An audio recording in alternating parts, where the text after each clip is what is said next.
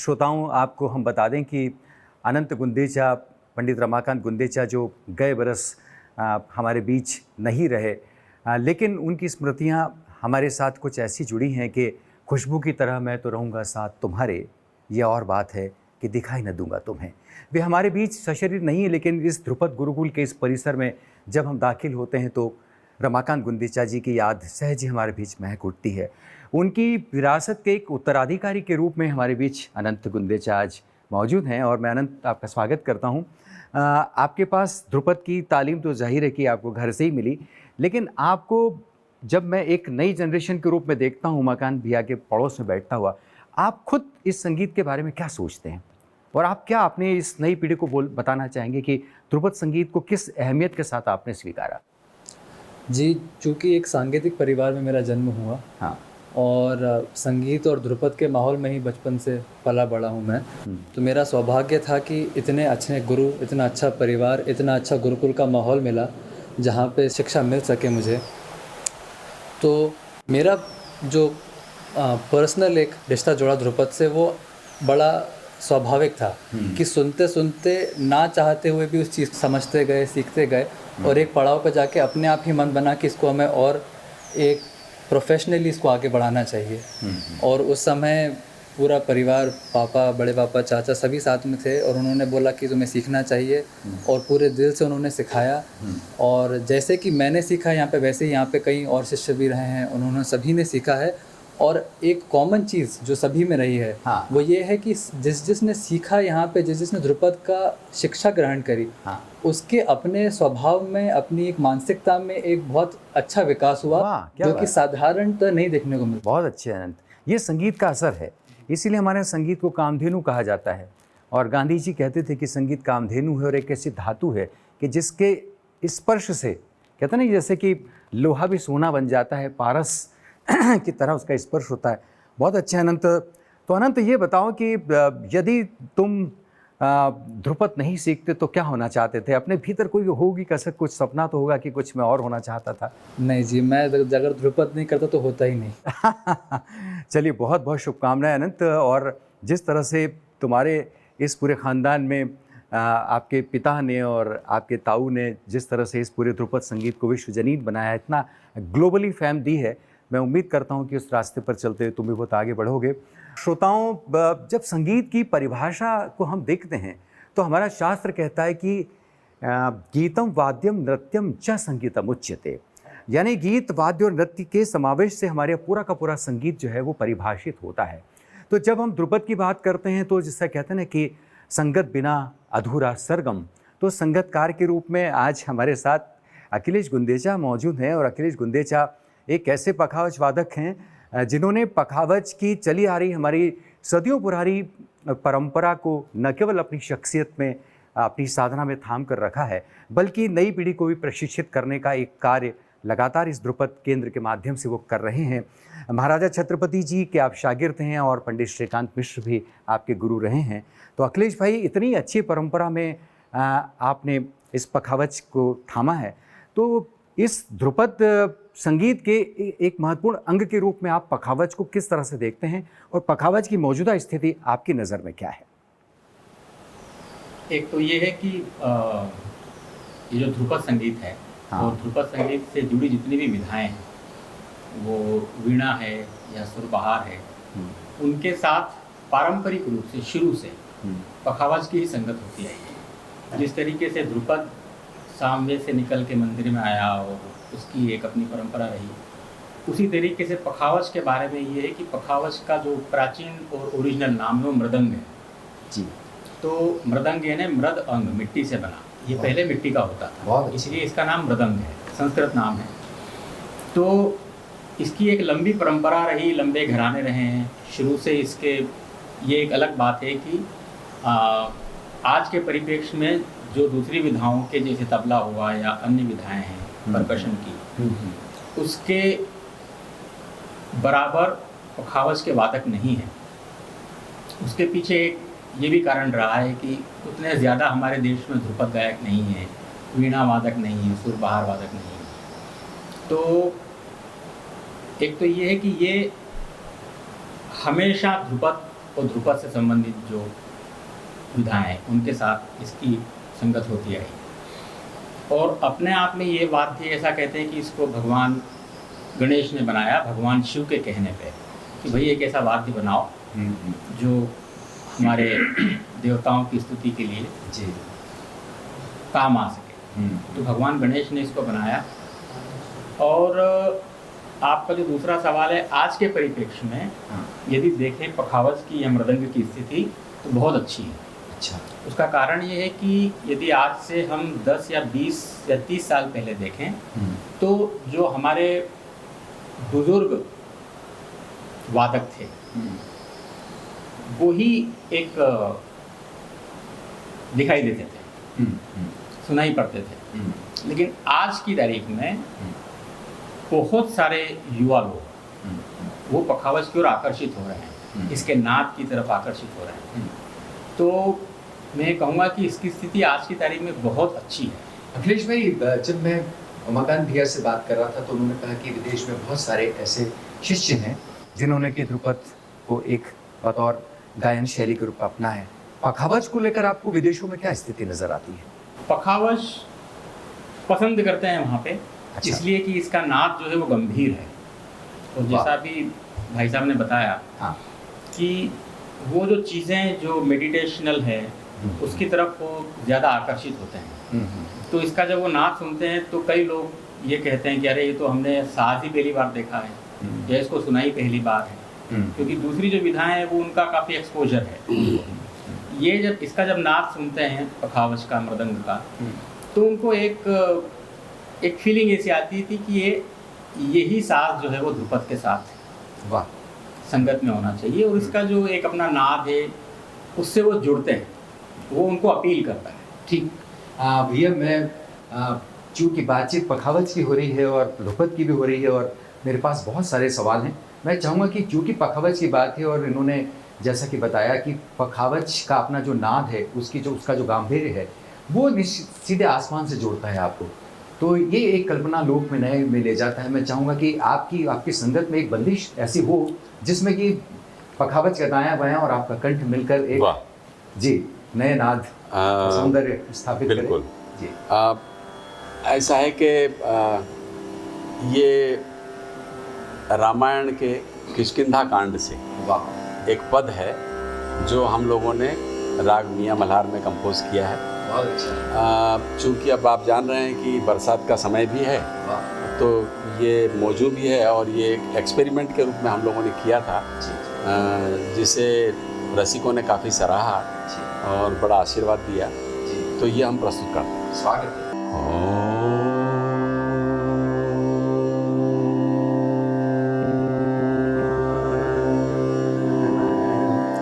रे नो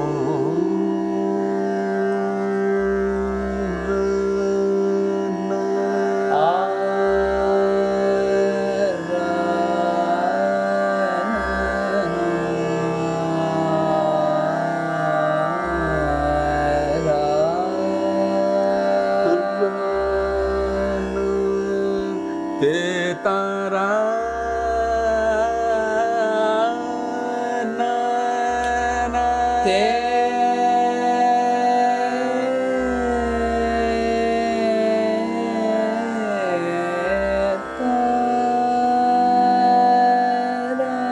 री रे रे ना री नो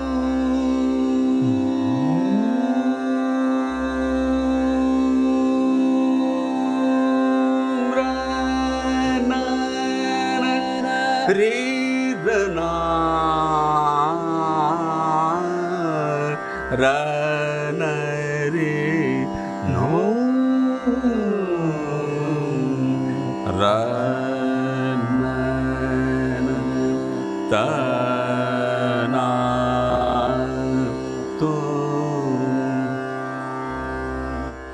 घन घमंडन बगरजत गौरा घन घमंडन बगरजत गौरा प्रियाहीन डरपत मन मोरा प्रियाहीन पंडर पद मन मोरा दामिनी दम कर हन घन माही दामिनी दम कर हन घन माही खल के प्रीति जता तिर नाही खल के प्रीति जता तिर नाही बरसहि जलद भूमि नियराय बरसहि जलद भूमि नियराय जथा नवहि बुध विद्या पाय जथा नवहि बुध विद्या पाय पून घात साई गिरि कैसे पून घात साई गिरि कैसे कल के वचन संत जैसे कल के वचन संत जैसे शूद्र नदी भरी चलित राही शूद्र नदी भरी चलित राही जस तोरे उदन खलइत राय जस तोरे उदन खलइत राय भूमि परत बाढ़ावर पानी भूमि परत बाढ़ावर पानी जनु जीव ही माया लपटानी जनु जीव ही माया लपटानी समिति समिति जल भरई तालाब समिति समिति जल भरई तालाब जिनि सद्गुण सज्जन पैयावा जिनि सद्गुण सज्जन पैयावा सरिता जल जल निधि महु जाई सरिता जल जल निधि महु जाई होई अचल जिमि जीव हरि पाई होई अचल जिमि जीव हरि पाई घन घमंड नभ गरजत घोरा घन घमंड नभ गरजत घोरा घन घमंड नभ गरजत घोरा। तो ये था पावस प्रसंग जो गोस्वामी तुलसीदास जी की रामचरितमानस से उद्घृत था। और इन पंक्तियों से गुजरते हुए अचानक वो प्रसंग हमारी आंखों में भी आता है जब प्रभु श्री राम वनगमन कर चुके हैं, सीता को खो चुके हैं, सीता गुमशुदा है और उनकी याद उन्हें इस पावस के साथ आसमान पर घिरते काले कजरारे बादलों के साथ आता है। और तब राम जब अपनी पत्नी को याद करते हुए इस प्रसंग से जुड़े हुए घटनाक्रमों को देखते हैं तो इस तरह से गा उठते हैं। कंठ से झरती राग रागिनियों में इसको सुनना निश्चित रूप से एक अलग आह्लाद हमारे भीतर पैदा करता है, एक अलग भावाकुलता हमारे भीतर उमड़ती है। ये भावाकुलता केवल हम तक महफूज नहीं है, जब समंदर पार के मुल्कों में भी यदि कोई श्रोता बैठकर उसको सुन रहा होगा तो निश्चित रूप से उसका मन भी इसी तरह से द्रवित होता होगा। तो संगीत में ये शक्ति है। जब हम विदेशों के श्रोताओं की और वहाँ पर भारतीय संगीत के असर की बात करते हैं तो उमाकांत भैया मैं इस तरह से जोड़कर इसे देखता हूँ कि आपने भी बहुत सारी महफिलों में, बहुत सारी सभाओं में वहाँ गाया है। और जब हम हमारे पूरब और पश्चिम के संगीत को मिलते हुआ देखते हैं तो मुझे पंडित रविशंकर की याद आती है। और रविशंकर जी से पहले भी अगर मैं गलत नहीं हूँ तो मुझे डागर बंधुओं की भी याद आती है कि उनसे भी पहले जाकर शायद वो विदेशों में ध्रुपद संगीत का प्रचार कर चुके थे। आपका क्या उस्ताद नसीर मोइनुद्दीन खान साहब और उस्ताद नसीर अमीनुद्दीन खान साहब जो सीनियर डागर ब्रदर्स के नाम से जाने गए, उन्होंने अपनी पहचान बनाई। ऐसे ये दोनों भाइयों ने सबसे पहले ध्रुपद को विदेश में ले गए। क्या बात है जी। ये बहुत ही ज़रूरी सी जानकारी थी और बहुत ही दुर्लभ जानकारी थी जो आपने दी। तो अब जब हम देखते हैं तो उसके बाद पंडित रविशंकर का जब जिक्र आया तो मुझे भैया याद आता है कि उनका जन्म शताब्दी वर्ष इस वक्त भारत मना रहा है और अगर पंडित जी होते तो 100 वर्ष के होते। लेकिन जिस तरह से उन्होंने सितार को और भारतीय संगीत को जिस तरह से ग्लोबल बनाया, पूरे विश्व तक इसे प्रासंगिक बनाया, तो निश्चित रूप से हमें फ़ख्र होता है। भैया मैं बीच में सोच रहा था कि मैं थोड़ा विषयांतर करूं, लेकिन बात तो संगीत की ही, और ऐसा हो नहीं सकता है कि मैं अब जिस विषय पर बात करूं वो कहीं ना कहीं आपसे भी जो है उसका असर न जुड़ा हो। और भारतीय संगीत के इस योगदान में और लोकप्रिय बनाने में मैं सिनेमा के संगीत को बहुत अहम मानता हूँ जी। देखिए वो भी एक बड़ा क्षेत्र है जिसके माध्यम से जन जन तक हमारा संगीत और साहित्य पहुँचा है। और जब सिनेमा के संगीत को देखता हूँ तो मुझे लगता है कि सिनेमा के संगीत में हमारे शास्त्रीय संगीतकारों का भी बहुत बड़ा योगदान था। एक समय था जब शांता प्रसाद गोदई महाराज जी जो है तबले के लिए और किशन महाराज जी बैठा करते थे। विलायत खान साहब भी अपने सितार का कोई एक छोटा सा टुकड़ा उसमें बजाते थे। हम पंडित पन्नालाल घोष को देखते हैं, हरिप्रसाद जी को देखते हैं, पंडित शिव कुमार शर्मा जी को देखते हैं, और वहाँ से चलकर रोनू मजूमदार तक एक बड़ी श्रृंखला कलाकारों की है। तो सिनेमा के संगीत में शास्त्रीय संगीतकारों के योगदान को आप किस तरह से देखते हैं? ये एक बहुत ही अच्छा प्रश्न किया है आपने। देखिए, हमारे भारतीय शास्त्रीय संगीत के जितने बड़े कलाकार हैं उनमें से अधिकांश लोगों ने फिल्मी संगीत में अपना योगदान दिया है और फिल्मी संगीत में अपने शास्त्रीय अंग से उसको योगदान दिया जी। जैसे अभी आप देखेंगे हमारे फिल्म जगत के महान फिल्म मेकर जो थे सत्यजीत रे, बंगाल के प्रसिद्ध थे, उन्होंने अपनी फिल्मों में हर बड़े शास्त्रीय जो हमारे संगीतकार हैं उनसे अपनी फिल्मों में संगीत दिलवाया। बिल्कुल, रविशंकर जी का जिक्र कर रहा था। रविशंकर जी ने उनकी पांचाली पराजित जी उस्ताद विलायत खान साहब ने दिया है जी, उस्ताद अली अकबर खान साहब ने दिया है। वाह वाह। और इसके अलावा भी जितने आपने नाम लिए हैं इन सब बड़े बड़े कलाकारों ने फिल्मी संगीत में अपनी शास्त्रीय संगीत को प्रस्तुत करके उसको एक अलग जो है मुकाम तक पहुंचाया है। जी जी जी जी होता है। तो एक जो मधुरता है हमारे फिल्म संगीत की, वो जब भी हमारे भीतर पहुंचती है तो निश्चित रूप से उसके पीछे न दिखाई देने वाले चेहरे, लेकिन उनकी भूमिका बहुत महत्वपूर्ण बिल्कुल हमारे शास्त्रीय संगीतकार। बिल्कुल। जब आप इसके पहले जब लोक संगीत से जुड़ा मैं प्रश्न कर रहा था तो मुझे ऐसा लगता है कि भारत की धरती से उठता हुआ जो मटियारा संगीत है वो भी हमारे सिनेमा संगीत में काफ़ी हद तक इस्तेमाल किया गया। और हम नौशाद को याद करें तो उन्होंने तो सबसे ज़्यादा इसका इस्तेमाल किया है। यूँ तो ठीक है कि उसके बाद आर.डी. बर्मन, एस.डी. बर्मन साहब भी बंगाल के संगीत को लेकर आए। तो ये जो हमारा घालमेल हमारे सिनेमा के संगीत में बनता है, लेकिन एक बहुत ऐसा जिसको हम मास म्यूज़िक कह सकते हैं, जनता के साथ रिश्ता बनाने वाला संगीत। आपके भीतर भी कुछ छापे तो भैया हैं और आपने भी सिनेमा का संगीत तो गुनगुनाए है। हालांकि आपकी पहचान एक पक्के गायक की है, लेकिन मैं उस वक्त को की तरफ आपको ले जाना चाहता हूं जब आपके ऊपर भी असर था। देखिए, एक आध कंपोजिशन सुनाइए ना। देखिए, आपने बड़ी अच्छी बात कही है।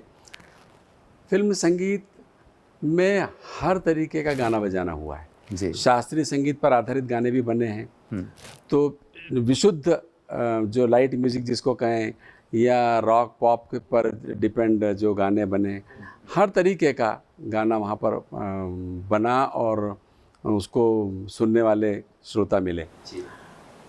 निश्चित रूप से हम लोग भी चूँकि शुरू से बचपन से अपने हम फिल्में देखते आ रहे हैं और गाने सुनते आ रहे हैं, तो हमको भी वो गाने प्रभावित करते हैं।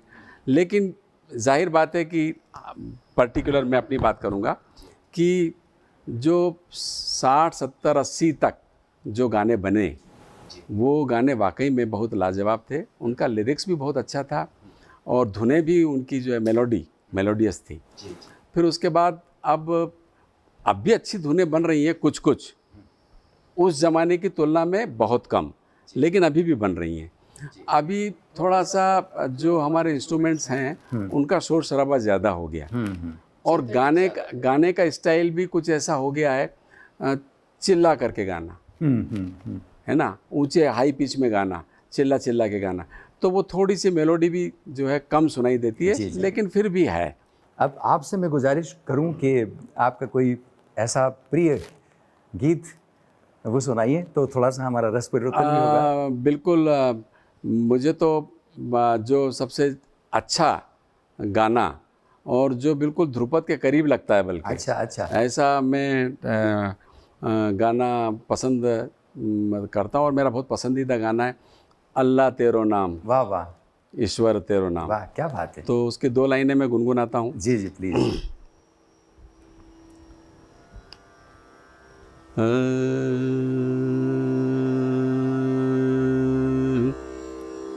अल्लाह तेरो नाम, ईश्वर तेरो नाम, अल्लाह तेरो नाम, ईश्वर तेरो नाम, सबको सन्मति दे भगवान, सबको सन्मति दे भगवान, अल्लाह तेरो नाम। अभी जब हम बात कर रहे थे पूरब और पश्चिम के मिलने की, मैं बार बार इस कौतूहल से भरा रहता हूँ कि वो क्या कारण है या वो कौन सी शक्ति है जिसने कि पूरब और पश्चिम को मिला दिया संगीत के धरातल पर। और अब यहूदी मेनुहिन जैसे उस वॉलिनिस्ट को हम याद करते हैं और भी बहुत सारे विदेशी संगीतकारों को याद करते हैं, उन्होंने हमारे भारतीय संगीतकारों के साथ मिलकर काम किया। जी बिल्कुल। तो ये जो आपसदारी है जो संगीत के जरिए संभव होती है, देखिए तमाम नफरतें हमारे आसपास सियासतें भी आपने जो ये अभी जिक्र किया यहूदी मेनुहिन साहब का और दूसरे कलाकार, उसमें हमें जो हमारे जाकिर भाई ने जो बनाया है शक्ति जी, वो भी बहुत, उसका भी बहुत इम्पोर्टेंट रोल है और बहुत ही अच्छा वो एक प्रोग्राम बना है जिसमें विदेशी हमारे कलाकार और भारतीय कलाकारों ने मिल करके उसको बनाया है। जी, आप ऐसा कोई प्रयोग कर पाए हैं या करने की मंशा है आपकी? ऐसा प्रयोग हम लोगों ने ऐसा तो नहीं किया, लेकिन हमारे दो शिष्य हैं, वर्जीनिया और इजिनो, अच्छा, इटली के हैं, दोनों पति पत्नी हैं। हाँ। तो इसमें इजिनो जो है वो सैक्सोफोन बजाते हैं और वर्जीनिया जो उनकी मिसेस है वो सिल्वर फ्लूट बजाती है, जो सिंपल फ्लूट है वो भी बजाती हैं। तो वो दोनों यहाँ हमारे गुरुकुल में आकर के उन्होंने बहुत लंबे समय तक सीखा और अब इटली में वो सिखा रहे हैं, वहाँ गुरुकुल चला रहे हैं। तो इन लोगों के साथ हम लोगों ने ज़रूर परफॉर्मेंस दिया। तो ये एक ऐसे वाद्य हैं, देखिए सैक्सोफोन और फ्लूट, जिस पर ध्रुपद अभी तक बजा नहीं। तो ये ध्रुपद ट्रेडिशन से इन्होंने अपने आप को तैयार किया और फिर हमारे साथ इन लोगों ने जुगलबंदी की। इसके प्रोग्राम हमारे भारत देश के कई शहरों में, कलकत्ता में, अहमदाबाद में, दिल्ली में और यहाँ भोपाल में कई जगह पर कार्यक्रम हुए और उसको पसंद किया गया। तो ये हमने ज़रूर किया, लेकिन जिस तरीके का प्रयोग की आप बात कर रहे हैं वैसा प्रयोग अभी तक हमने नहीं किया। लेकिन अगर ध्रुपद की मर्यादा जहां हम रख पाएँ और ऐसा कोई एक्सपेरिमेंट का मौका मिले तो हम ज़रूर करेंगे। जी, बहुत अच्छा। पखावज की बात कर रहे थे जब भी हम, अखिलेश भाई आपके ज़रिए दरअसल अचानक मेरे भीतर कौंधा एक सवाल, और अब उसमें चाहूँगा कि आप और अखिलेश भाई आप दोनों जोड़कर कुछ कहें। देखिए हमारा पूरा का पूरा जो संगीत है वो कंठ में भी प्रकृति है और साज़ों में भी प्रकृति है। कोई भी साज़ ऐसा नहीं है जो कि हमारे नेचर से ना जोड़ता हो। बांसुरी की बात करें तो देखिए ना, बांस एक है हमारे पास, वो अचानक तोड़ लिया जाता है और खोल करके 7 सुरों का एक अलग किस्म का विश्व उसके साथ बन जाता है। लेकिन यहाँ पर मुझे अचानक हमारे मैहर के बाबा अलाउद्दीन खां साहब याद आते हैं। उन्होंने जब वो मैहर में अपना वाद्यवृंद बनाया तो उसमें बंदूक की नलियाँ जो कि बारूद उगलने का काम करती है, जिसके साथ एक अलग नेगेटिविटी जुड़ी है, उन बंदूक की नलियों में भी उन्होंने संगीत की संभावनाएं खोजी, नल तरंग, और वो नल तरंग बनाया था। बिल्कुल। तो ये जो संगीत में जो शक्ति है कि हर जगह एक स्वर की ऊर्जा है, तो मुझे लगता है कि आज स्वर की ऊर्जा को इस वक्त में जब हम तमाम महामारियों और आपदाओं से घिरे हैं, तमाम किस्म की अशांतियाँ, बेचैनियाँ, आपाधापियाँ हमको सबको भीतर से बेचैन कर रही हैं, तब क्या आपको ऐसा लगता है कि हमें स्वर की उस ऊर्जा को फिर से पहचानने की ज़रूरत है और नई शक्ति प्राप्त करने की ज़रूरत है? भैया आपसे चाहूँगा। बिल्कुल। हमारे देखिए हमारे संगीत का जो वाइब्रेशंस हैं जी, सुरों के जो वाइब्रेशंस हैं वो निश्चित रूप से काम करते हैं, वो काम करते हैं। उनके साथ अगर हम सही ढंग से अपनी आध्यात्मिकता को, अपने विचारों को पॉजिटिव वे में अगर हम उनको संप्रेषित करें तो हमारे जो संगीत के स्वर हैं वो निश्चित रूप से काम करते हैं, उनके वाइब्रेशंस काम करते हैं। देखिए आपने प्राचीन समय में सुना होगा कि जो हमारे महान गायक जो गाया करते थे तो पानी बरस जाता था, है ना। और बहुत सारी चीज़ें हम प्रकृति से उनके जुड़े हुए उनके किंवदंतियाँ सुनते हैं, कहानियाँ सुनते हैं। ये सत्य है, ये ऐसा होता था क्योंकि उनकी अपनी आध्यात्मिक ऊर्जा और वो चीज़ वो उनके गाने में आती थी कि जिससे अपने वाइब्रेशन से वो जो उनका जो वातावरण था वो वैसा बना देते थे जैसा वो चाहते थे। वाह। तो ये संभव है, ये हमारे संगीत में ही संभव है। हाँ। और ये कई बार हमारे गुणीजनों ने, ऋषि मुनियों ने इसको करके दिखाया। देखिए आप जब इनकी इस तरह की साधना और तपस्या की बात करें तो देखिए इंग्लैंड में एक प्रयोगशाला है दिलाबारा जी। और दिलाबारा में जो प्रयोग किया गया उस प्रयोग के तहत यह था कि जो वनस्पतियों के पास संगीत सुनाया गया तो वनस्पतियां हरियाने लगी जी। और पेड़ों की शाखों पर फल तेजी से बढ़ने लगे जी। यहाँ तक कि माँ की गर्भ में बच्चा जो था वो बहुत तेजी से परिपुष्ट होने लगा। ये जो संगीत का असर है जिसको म्यूजिक थेरेपी से भी बाद में जी। हमारे यहाँ जोड़ा गया जी। तो मुझे लगता है कि जब स्वर की इतनी महिमा है, इतना वैज्ञानिक रूप से हमारा और आध्यात्मिक रूप से हमारा स्वर जो है वो प्रामाणिक है, तो क्या आपको ऐसा नहीं लगता है कि संगीत को लेकर एक बड़े आंदोलन की, बड़ी क्रांति की ज़रूरत आप महसूस करते हैं? बिल्कुल। इसको जैसे मैं अपने ध्रुपद के बारे में बताना चाहूँगा जी। कि इसकी जो आध्यात्मिक शक्ति तो अपनी जगह है जी, लेकिन इसकी मेडिकल और साइंटिफिक अप्रोच भी बहुत सटीक है। और देखिए आज कई जगहों पर जी, हमारे भारतीय शास्त्रीय संगीत को लेकर के, उनके रागों को लेकर के और रोगों के साथ हाँ, प्रयोग चल रहे हैं। वाह, और मैं आपको बताऊं कि जितनी भी मेंटल बीमारियां हैं ख़ास तौर से, जी, वो हमारे भारतीय शास्त्रीय संगीत से लोगों ने ठीक की हैं और ठीक हो रही हैं।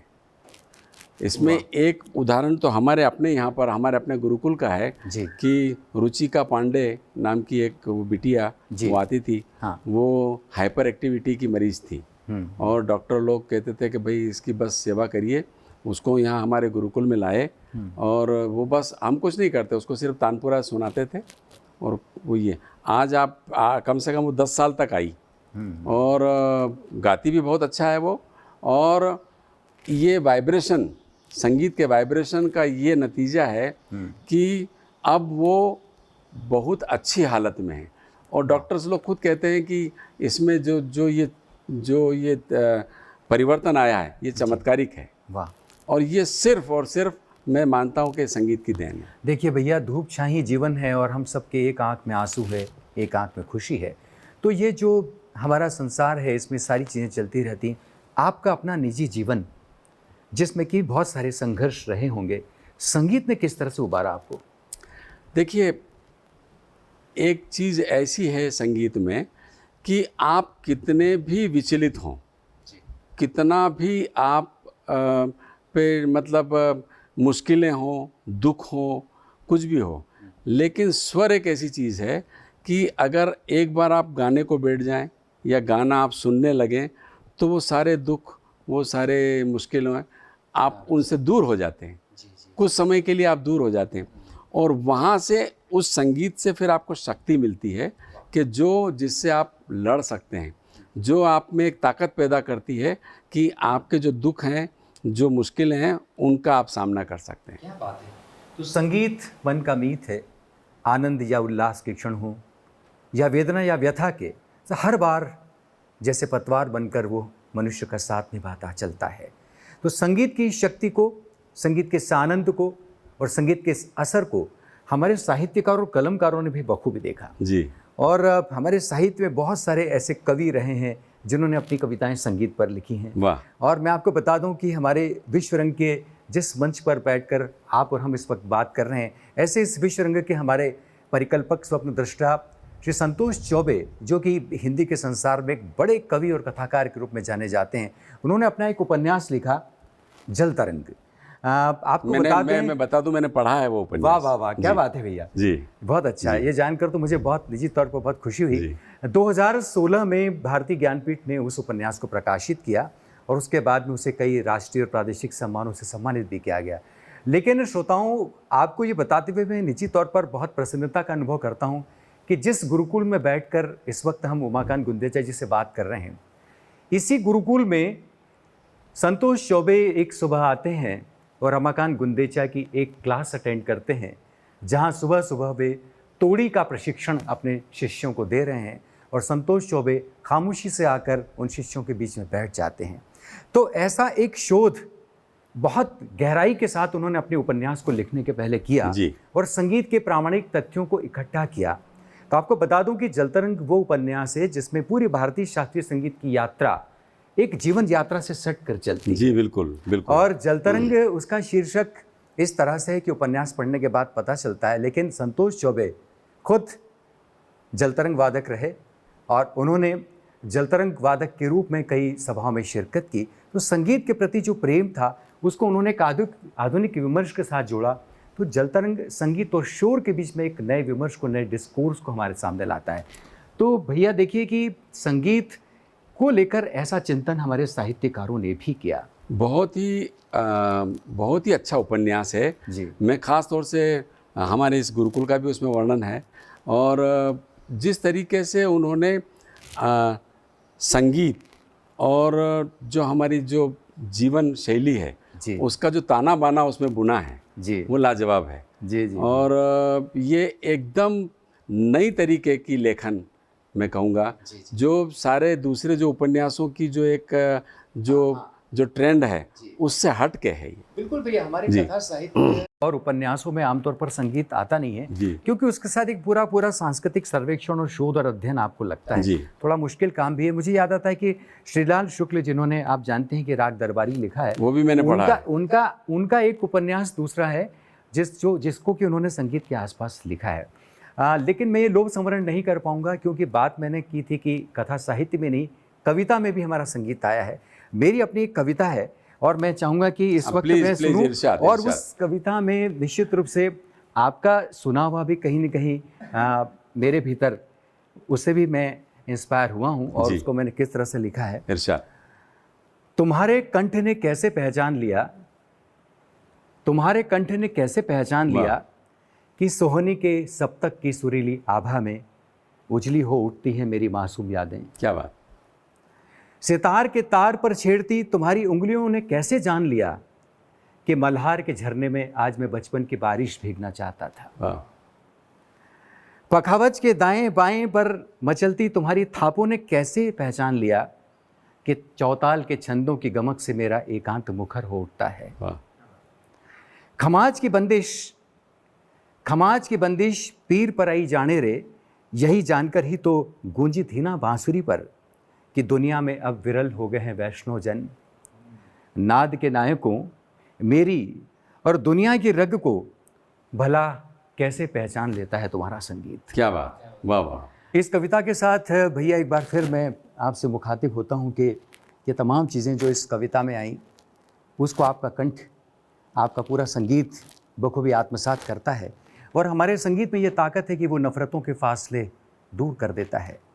तमाम किस्म की मज़हब, जाति और भाषाओं से परे हमारा संगीत मानवीयता के उस शिखरों की ओर हमें ले जाता है जहाँ पर सिर्फ और सिर्फ स्वर की सत्ता ही कायम रहती है।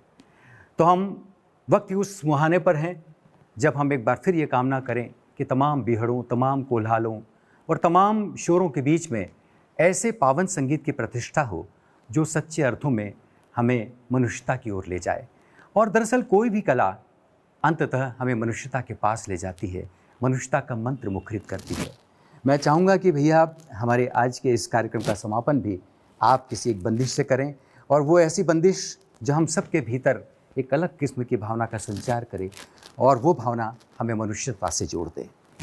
विनय जी, बिल्कुल अभी आपने इतनी अच्छी कविता सुनाई और इसमें राग सोहनी का जिक्र किया आपने। जी जी भैया। तो राग सोहनी में ही हम लोग जो हैं एक कविता सुनाते हैं जी, जो महाकवि निराला जी की, सूर्यकांत त्रिपाठी निराला जी की कविता है जी। ताक कम सिनवारी, ताक कम सिनवारी, ताक कम सिनवारी सिनवारी सिनवारी। क्या सुंदर चयन है भैया। वाह। हाँ, तो ये राग सोहनी में जी हम लोग प्रस्तुत करते हैं और स्वागत। ताल सुलताल। जी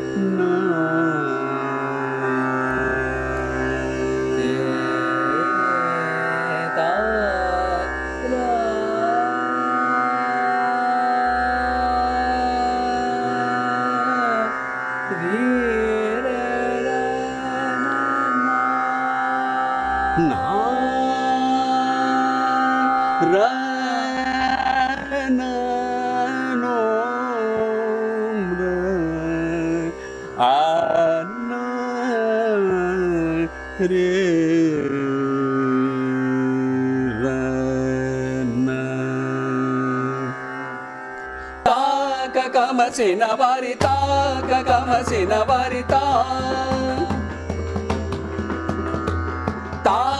kama sinabari ta kama sinabari ta kama sinabari ta kama sinabari ta kam sinbari ta kam sinbar sinbari sinbari ta kama sinabari ta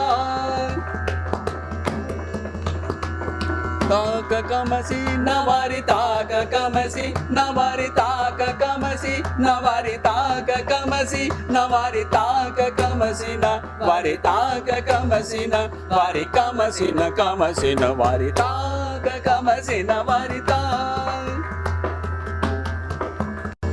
Iravani samakakata Iravani samakakata Iravani samkakata Iravani samkakata Iravani samkakata Iravani samkakata samkakata sinavari taka kama sinavari taka kama sinavari